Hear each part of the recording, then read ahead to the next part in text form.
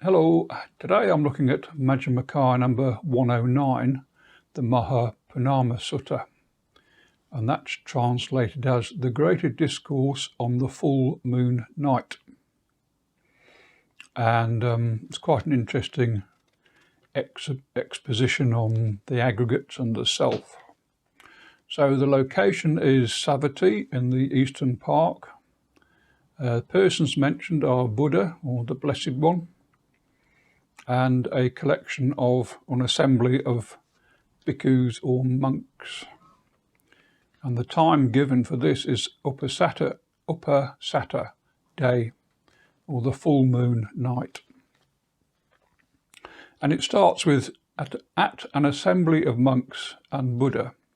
One of the monks asks Buddha, "Are these the 5 aggregates affected by clinging or holding on? Material form, feelings, perception, mental formations, and consciousness?" Buddha confirms that they are. And then the monk asks, "In what are these 5 aggregates affected by clinging rooted?" Buddha replies, "These 5 aggregates affected by clinging are rooted in desire."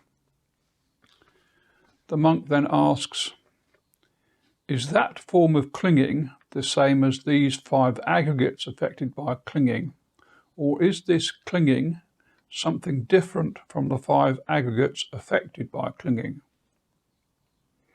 "It is neither," replies Buddha. "It is the desire and lust with regards to the 5 aggregates affected by clinging that is the clinging there."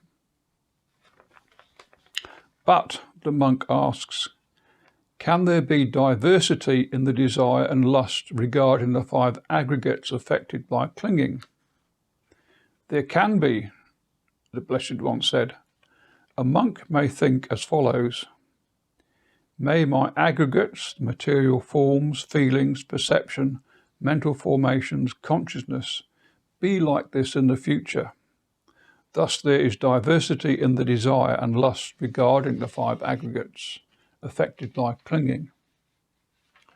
The monk asks, in what way does the term aggregates apply to the aggregates?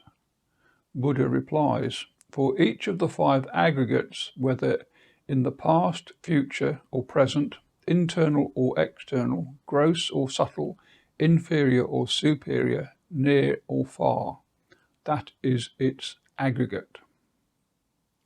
The next question is, what is the cause and condition for each of the 5 aggregates? Buddha replies, the 4 elements, earth, air, fire and water, are the cause and condition for the manifestation of the material form aggregate.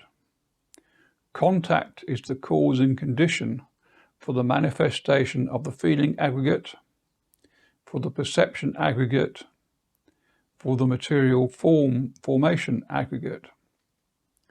And mental materiality, or thought, is the cause and condition for the manifestation of the consciousness aggregate. The next question is, how does identity view come to be? That is the view of the self. Buddha replies, anyone unskilled in understanding the Dhamma regards material form as self, or that self as possessed of material form. Each of the 5 aggregates he regards as self. That is how identity view comes to be. Whereas a well-taught person who is skilled and disciplined in the Dhamma, the teachings, does not regard any of the 5 aggregates as self, not material form, nor feelings, nor perception, nor mental formations, nor consciousness. This is how identity view does not come to be. And the next question is, for the 5 aggregates, what are their allure and attraction? What are their dangers and drawbacks? What is the escape from the 5 aggregates? Buddha replies, whatever pleasure and joy that arise from the 5 aggregates, That is the allure and attraction. But each of the aggregates is impermanent, stressful, subject to change. This is the danger or the drawback of the 5 aggregates. So the removal of desire and lust, the abandonment of desire and lust, that is the way to escape from the 5 aggregates. Next question is, Venerable Sir, how does one know, how does one see, so that in regard to this body with its consciousness and existence, that there is no I-making, ego, self, and underlying tendency to conceit? Buddha then goes through the 5 aggregates, the material form, feelings, perceptions, mental formations, consciousness, whether past, present, future, gross, subtle, far or near. These are not mine. These I am not. This is not myself. This is not what I am. It is when one knows and sees thus that in regard to this body, with its consciousness and existence, there is no I-making, ego, self, or underlying tendency to conceit. And the next unspoken question is, so if none of the aggregates are self, what self will actions be done by the not-self? Buddha replies to this unspoken question. Monks, is material form permanent or impermanent? Impermanent, came the reply. And what is impermanent, suffering or happiness? Suffering, came the reply. So is what is impermanent and suffering and subject to change fit to be regarded as this is mine, this I am, this is myself? No, Venerable Sir, came the reply. Buddha then asked the same question of the assembly for the other four aggregates, and each time the assembly agree that what is impermanent and suffering and subject to change is not fit to be mine, this I am, this is myself. Buddha then concludes, seeing thus, a well-taught follower becomes disenchanted with material form, disenchanted with feelings, disenchanted with perception, disenchanted with mental formations, and with consciousness.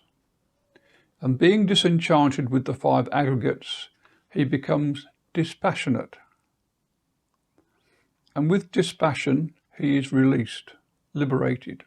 He understands birth is destroyed, the holy life has been lived, what had to be done has been done, there is no more coming to any state of being. This is what the Blessed One said. The assembled monks were satisfied and delighted in the Blessed One's words.